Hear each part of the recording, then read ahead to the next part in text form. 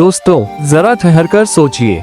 अगर आप हर सुबह उठते हैं, काम पर जाते हैं, पैसे कमाते हैं, घर संभालते हैं, लेकिन दिन के अंत में ये सवाल आपके मन में आता है कि मैं ये सब क्यों कर रहा हूँ, तो समझ लीजिए कि आपकी जिंदगी में पर्पस की कमी है। इंसान जब तक अपने असली मकसद को नहीं जान लेता, तब तक वो चाहे कितनी भी इनकम कमा ले, कितने भी बिजनेस कर ले, दिल में हमेशा एक खालीपन रहेगा। आज भैसल FM चैनल पर हम सुनेंगे लिविंग विद पर्पस, एक ऐसी किताब की कहानी जो हमें सिखाती है कि जीवन का असली मकसद कैसे खोजा जाए। दोस्तों, जरा सोचिए, सुबह की भागदौड़ में हम सब रोज क्या करते हैं? आंख खुलते ही फोन उठाते हैं, दफ्तर जाने की तैयारी करते हैं, पूरे दिन काम में डूब जाते हैं और रात को थके हारे सो जाते हैं। अगले दिन फिर वही रूटीन। लेकिन कभी कभी रात को बिस्तर पर लेटते हुए एक सवाल मन में आता है, मैं आखिर ये सब क्यों कर रहा हूँ? यही सवाल हमें इस किताब लिविंग विद पर्पस के पहले अध्याय की ओर ले जाता है। एक छोटे से कस्बे में आदित्य नाम का युवक रहता था। आदित्य बचपन से ही मेहनती और पढ़ाई में तेज था। उसके माता पिता हमेशा कहा करते, बेटा अच्छे से पढ़ो, नौकरी लग जाएगी, इनकम अच्छी होगी, जिंदगी बन जाएगी। आदित्य ने भी यही सोचा कि जीवन का असली मकसद यही है, पढ़ाई करो, नौकरी करो और पैसे कमाओ। वो दिन रात पढ़ाई करता और अंततः शहर की एक बड़ी कंपनी में उसकी जॉब लग गई। पहली तनख्वाह उसके हाथ में आए तो घर में खुशियों का माहौल था। माँ ने उसके हाथ पकड़े और कहा, अब हमारा बेटा कमाने लगा है। लेकिन कुछ ही महीनों बाद आदित्य ने महसूस किया कि उसकी जिंदगी एक अजीब सी मशीन बन गई है। सुबह उठो, ऑफिस जाओ, देर रात तक काम करो, वापस आओ और फिर वही सिलसिला।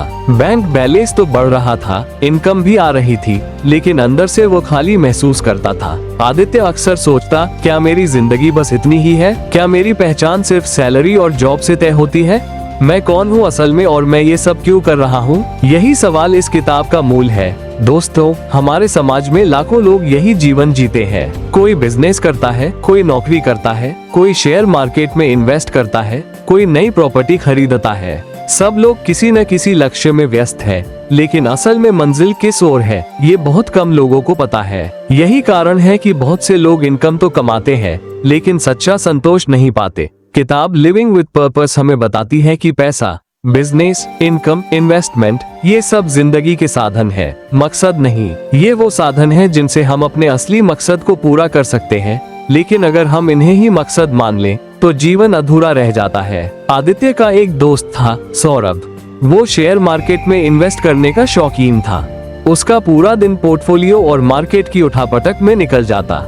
उसकी इनकम बढ़ती जा रही थी, लेकिन घर परिवार से उसका रिश्ता कमजोर हो रहा था। आदित्य ने एक दिन उससे पूछा, तू इतना भागदौड़ क्यों कर रहा है? आखिर चाहता क्या है? सौरभ कुछ देर चुप रहा और बोला, मुझे खुद नहीं पता, बस सब यही कर रहे हैं तो मैं भी कर रहा हूँ। यह वही स्थिति है जिसमें हम में से अधिकतर लोग जीते हैं। हम दौड़ रहे हैं, लेकिन मंजिल का पता नहीं। यही कारण है कि किताब कहती है, पैसा जरूरी है, लेकिन पर्पस के बिना उसका कोई अर्थ नहीं। दोस्तों, जब जीवन में मकसद नहीं होता तो 3 बड़ी समस्याएं आती हैं। पहली, दिशा का अभाव। जैसे बिना नक्शे का जहाज समुद्र में भटकता है, वैसे ही बिना मकसद का इंसान भटकता रहता है। दूसरी, प्रेरणा की कमी। अगर हमें पता नहीं कि हम क्यों कर रहे हैं, तो छोटी सी मुश्किल भी हमें तोड़ देती है। और तीसरी, संतोष का न होना। पैसा जेब भर सकता है, लेकिन आत्मा को खाली छोड़ देता है। संतोष तभी मिलता है जब काम का कोई बड़ा अर्थ हो। आदित्य ने एक दिन तय किया कि वो अपनी जिंदगी का असली मकसद खोजेगा। उसने खुद से 3 सवाल पूछे, मुझे किस काम में खुशी मिलती है? मेरे स्किल्स क्या हैं? अगर पैसे की कोई चिंता ना हो तो मैं क्या करना चाहूँगा? धीरे धीरे सोचते सोचते उसे बचपन की याद आई। जब वो छोटा था तो पड़ोस के बच्चों को पढ़ाता था। उनके सवालों का जवाब देते हुए उसे अजीब सी खुशी मिलती थी। तभी उसे लगा कि शायद यही उसकी असली पहचान है। उसने वीकेंड पर गरीब बच्चों को पढ़ाना शुरू किया। जब उसने उन्हें पढ़ाया तो उसके भीतर एक अलग ही शांति और उत्साह भर गया। उसे लगा कि यही उसका असली पर्पस है, शिक्षा के जरिए समाज को बदलना। अब उसकी जॉब उसे इनकम दे रही थी, लेकिन उसका मकसद उसे आत्मा का सुकून दे रहा था। यही सबसे बड़ा सबक इस किताब का है। जॉब और बिजनेस आपके लिए जरूरी है, लेकिन उन्हें अपने मकसद से जोड़ना ही असली जीवन है। किताब कहती है कि बिना फाइनेंस के मकसद अधूरा है। अगर आपके पास पैसा ही नहीं होगा तो आप अपने सपने पूरे कैसे करेंगे? इसीलिए इनकम, इन्वेस्टमेंट और सेविंग जरूरी है, लेकिन ये साधन है, मकसद नहीं। आदित्य ने भी यही सीखा। उसने अपनी सैलरी का एक हिस्सा बचाना शुरू किया और उससे एक छोटा सा लर्निंग सेंटर खोला। वहाँ वो बच्चों को मुफ्त में पढ़ाने लगा। धीरे धीरे उस सेंटर में बच्चों की संख्या बढ़ने लगी। आदित्य की जिंदगी में अब एक नई ऊर्जा आ गई थी। पहले जहां वह अपनी इनकम को सिर्फ बैंक अकाउंट तक सीमित मानता था, अब वही इनकम उसके मकसद को आगे बढ़ा रही थी। दोस्तों, लिविंग विद पर्पस का पहला अध्याय हमें यही सिखाता है, मकसद की तलाश जिंदगी का सबसे अहम कदम है। पैसा कमाना बुरा नहीं है, बिजनेस और इन्वेस्टमेंट जरूरी है, लेकिन इन्हें मकसद मत समझिए। मकसद वही है जो आपके दिल को सुकून दे और आपकी आत्मा को संतोष दे। आदित्य की तरह अगर हम भी अपने भीतर झांके और पूछें कि हमें असल में किस काम से खुशी मिलती है, तो शायद हम अपनी जिंदगी का असली मकसद पालें। याद रखिए, living without purpose is just surviving, but living with purpose is real life. Aditya अब अपनी जिंदगी में पहले से थोड़ा बदल चुका था। पिछले अध्याय में उसने महसूस किया था कि सिर्फ इनकम और सैलरी ही उसकी जिंदगी नहीं चला सकते। उसके अंदर अब ये सवाल उठ रहा था, मैं क्यों जी रहा हूँ? मेरा असली मकसद क्या है? एक दिन आदित्य अपने दोस्त सौरभ के पास गया। सौरभ एक कामयाब बिजनेसमैन था।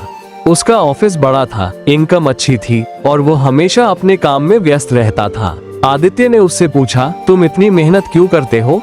तुम्हारा मकसद क्या है? सौरभ कुछ देर चुप रहा और बोला, मुझे खुद नहीं पता, बस यही सब कर रहा हूँ जो सब लोग करते हैं। आदित्य को उस जवाब ने झकझोर दिया। उसने महसूस किया कि लोग सिर्फ दौड़ रहे हैं, लेकिन उन्हें मंजिल का पता ही नहीं है। लिविंग विद पर्पस इसी बात को समझाती है, मकसद के बिना इंसान चाहे कितना भी कमा ले, चाहे कितना भी सफल दिखे, भीतर से वो खाली रहता है। आदित्य ने सोचा कि अगर वो अपने पर्पस को नहीं जान पाएगा, तो उसकी मेहनत सिर्फ जॉब और इनकम तक सीमित रह जाएगी। उसने खुद से सवाल किए, मुझे क्या काम सबसे ज्यादा खुशी देता है? अगर पैसे की कोई चिंता न हो, तो मैं क्या करना चाहूँगा? मेरे स्किल्स किस दिशा में सबसे उपयोगी है? यादों में उसे बचपन का समय आया। जब वो छोटा था, तो अपने पड़ोस के बच्चों को पढ़ाने में उसे बड़ी खुशी मिलती थी। उनके चेहरे पर चमक, उनके सवालों का उत्साह, ये सब देखकर आदित्य का दिल भर जाता था। तभी उसने तय किया कि यही उसका असली मकसद है, शिक्षा के जरिए समाज में बदलाव लाना। आदित्य ने तुरंत कुछ कदम उठाए। उसने वीकेंड पर बच्चों को पढ़ाना शुरू किया। शुरुआत में सिर्फ 5-6 बच्चे आते थे, लेकिन धीरे धीरे उनकी संख्या बढ़ने लगी। हर बार जब कोई बच्चा किसी सवाल का सही उत्तर देता, आदित्य के चेहरे पर एक अलग ही खुशी दिखती। उसके अंदर की खाली जगह धीरे धीरे भरने लगी। किताब बताती है कि मकसद इंसान को दिशा, प्रेरणा और संतोष देता है। आदित्य के जीवन में भी यह साफ दिखा। पहले वो सिर्फ जॉब कर रहा था, इनकम कमा रहा था, लेकिन अब उसका हर दिन एक अर्थ रखता था। एक दिन आदित्य ने देखा कि कुछ बच्चे स्कूल नहीं जा पा रहे थे क्योंकि उनके माता पिता उन्हें पढ़ाई के लिए पैसे नहीं दे पा रहे थे। आदित्य ने अपने सेविंग्स और कुछ इनकम का इस्तेमाल करके उनके लिए किताबें और स्टेशनरी खरीदी। बच्चे खुश हुए और आदित्य के अंदर एक नया जोश जाग उठा। उसे एहसास हुआ कि पर्पस सिर्फ उसका अपना संतोष नहीं, बल्कि दूसरों की जिंदगी में बदलाव लाने का भी नाम है। इसके बाद आदित्य ने अपने मकसद को अगले स्तर पर ले जाने का निर्णय लिया। उसने अपनी स्किल्स और नॉलेज का उपयोग करके एक छोटा सा लर्निंग सेंटर खोला। वहाँ वो बच्चों को पढ़ाने के साथ साथ उन्हें लाइफ स्किल्स भी सिखाता था। उसका मकसद अब और स्पष्ट हो गया, सिर्फ पैसा कमाना नहीं, बल्कि बच्चों के भविष्य को बेहतर बनाना। आदित्य की कहानी हमें ये भी सिखाती है कि मकसद और फाइनेंस का तालमेल होना चाहिए। अगर आपके पास पैसा नहीं है, तो आप अपने मकसद को पूरा नहीं कर पाएंगे। आदित्य ने अपनी जॉब को इसलिए नहीं छोड़ा क्योंकि उसकी इनकम उसे अपने मकसद के लिए संसाधन देती थी। उसने समझा कि बिजनेस, इनकम और इन्वेस्टमेंट केवल साधन है, मकसद नहीं। धीरे धीरे आदित्य ने एक मोबाइल एप्लीकेशन भी बनाई जिससे बच्चे ऑनलाइन पढ़ाई कर सकते थे। उसकी इनकम और उसका मकसद अब एक दूसरे को मदद कर रहे थे। हर दिन वो नई योजनाओं और तरीकों पर काम करता जिससे उसका मकसद और ज्यादा प्रभावशाली बन सके। आदित्य अब अपने मकसद की ओर बढ़ रहा था, लेकिन उसने महसूस किया कि सिर्फ ये जानना कि उसे बच्चों को पढ़ाना पसंद है पर्याप्त नहीं है। उसे अपनी असली ताकत और स्किल्स की गहराई समझनी थी। तभी किताब लिविंग विद पर्पस में बताया गया तरीका सेल्फ अवेयरनेस उसकी जिंदगी बदलने वाला साबित हुआ। एक दिन आदित्य अपने पुराने स्कूल में गया। वहाँ उसने देखा कि कुछ शिक्षक बच्चों को केवल किताबों तक सीमित रखते थे, जबकि बच्चे सीखने के लिए उत्सुक थे। आदित्य ने महसूस किया कि सिर्फ विषय पढ़ाना ही मकसद नहीं हो सकता, बच्चों में कॉन्फिडेंस, क्यूरियोसिटी और क्रिएटिविटी पैदा करना भी उसका मकसद होना चाहिए। यही सेल्फ अवेयरनेस की शुरुआत थी। सेल्फ अवेयरनेस का मतलब है खुद को जानना। अपने पैशंस, अपने स्ट्रेंथ्स और वीकनेसेस को समझना।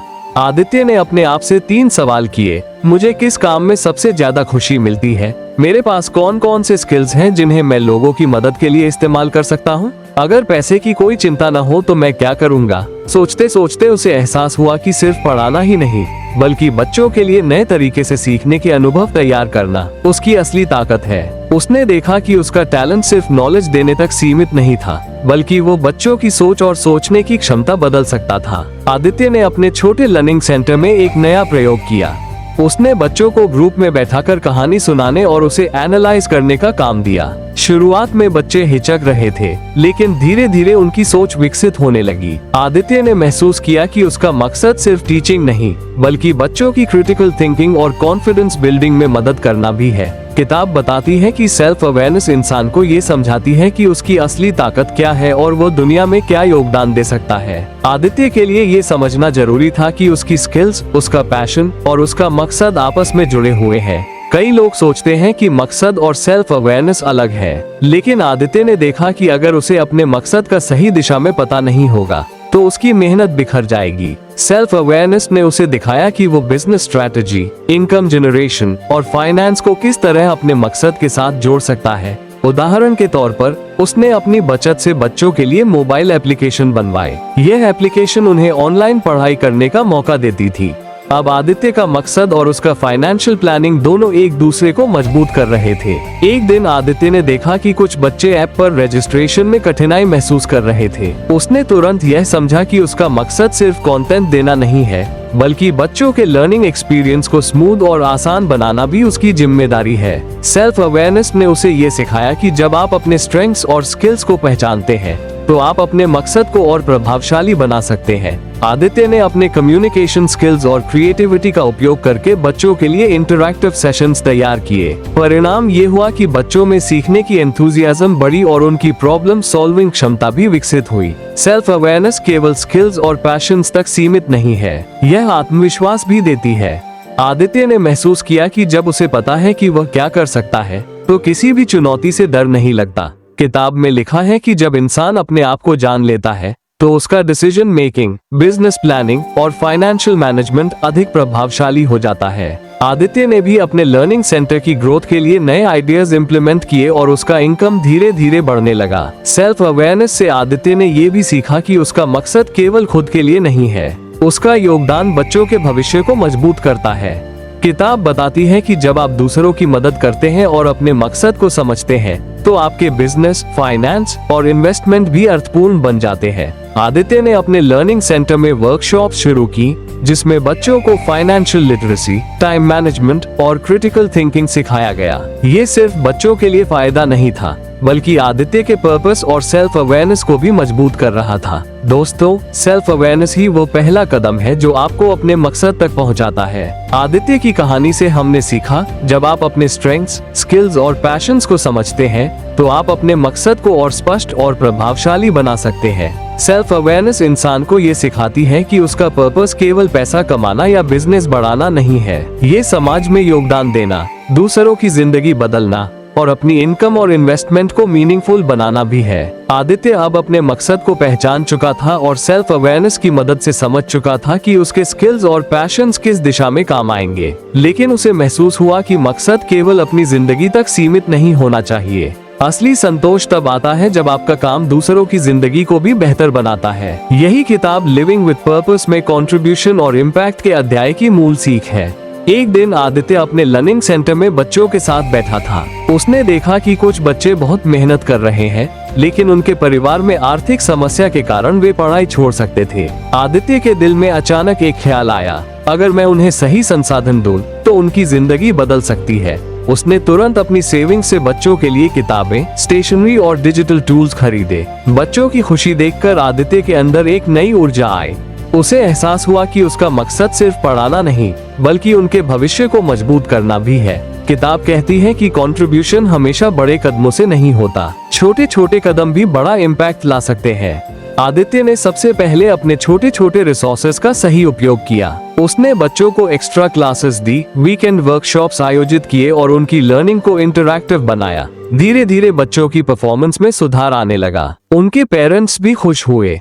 आदित्य ने महसूस किया कि उसका इम्पैक्ट सिर्फ बच्चों तक ही नहीं बल्कि उनके परिवार और समुदाय तक फैल रहा है। दोस्तों, कंट्रीब्यूशन का मतलब केवल समय और मेहनत देना ही नहीं है। इसे सही तरीके से मैनेज किया जाए तो ये फाइनेंस और बिजनेस स्ट्रैटेजी के लिए भी लाभदायक होता है। आदित्य ने अपने लर्निंग सेंटर को सस्टेनेबल बनाने के लिए स्मॉल फीस शुरू की, जिससे वो और ज्यादा बच्चों तक पहुंच सके। किताब में ये बताया गया है कि जब आप अपने पर्पस को कंट्रीब्यूशन से जोड़ते हैं तो आपकी इनकम, सेविंग्स और इन्वेस्टमेंट सभी मीनिंगफुल बन जाते हैं। आदित्य ने अपनी फाइनेंशियल प्लानिंग को अपने मकसद के साथ जोड़ा और धीरे धीरे उसका लर्निंग सेंटर एक कम्युनिटी हब बन गया। एक दिन आदित्य ने देखा कि एक बच्चा जो पहले शाय और डरपोक था, अब कॉन्फिडेंटली प्रेजेंटेशंस देने लगा।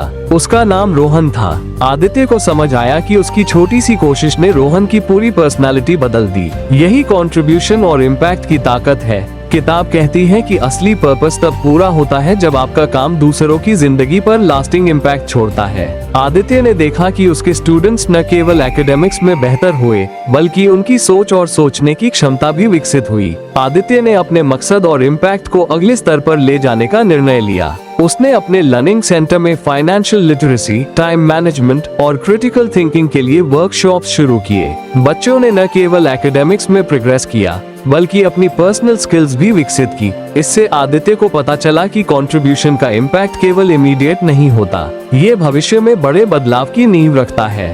उसकी छोटी कोशिशें अब कम्युनिटी में बड़े बदलाव की वजह बन रही थी। आदित्य ने अनुभव किया कि जब वह दूसरों की मदद करता है तो उसे असली संतोष मिलता है। किताब बताती है कि पैसा, बिजनेस और इनकम केवल साधन है। असली खुशी और फुलफिलमेंट तब मिलती है जब आप अपने मकसद और योगदान को जोड़ देते हैं। आदित्य की कहानी से ये भी साफ है कि कंट्रीब्यूशन न केवल दूसरों की जिंदगी बदलता है बल्कि आपके पर्सनल ग्रोथ और सेल्फ कॉन्फिडेंस को भी बढ़ाता है। आदित्य ने समझा कि जब उसका पर्पस दूसरों के लिए मीनिंगफुल काम में बदलता है तो उसका हर फाइनेंशियल डिसीजन, बिजनेस स्ट्रैटेजी और इन्वेस्टमेंट उसकी विजन को सपोर्ट करता है। उसकी इनकम और सेविंग्स अब सिर्फ खुद के लिए नहीं बल्कि बच्चों और समुदाय के लिए भी इस्तेमाल हो रही थी। किताब ये सिखाती है कि जब आप कंट्रीब्यूशन को अपने पर्पस से जोड़ते हैं तो आपकी जिंदगी का हर पहलू, चाहे वो फाइनेंस, बिजनेस या पर्सनल ग्रोथ हो, संतोष और फुलफिलमेंट से भर जाता है। दोस्तों, लिविंग विद पर्पस का चौथा अध्याय हमें ये सिखाता है कि कंट्रीब्यूशन और इम्पैक्ट ही जीवन को मीनिंगफुल बनाते हैं। आदित्य की कहानी से हमने देखा कि छोटे छोटे कदम, सही प्लानिंग और मकसद के साथ किए गए एक्शंस दूसरों की जिंदगी में बदलाव ला सकते हैं।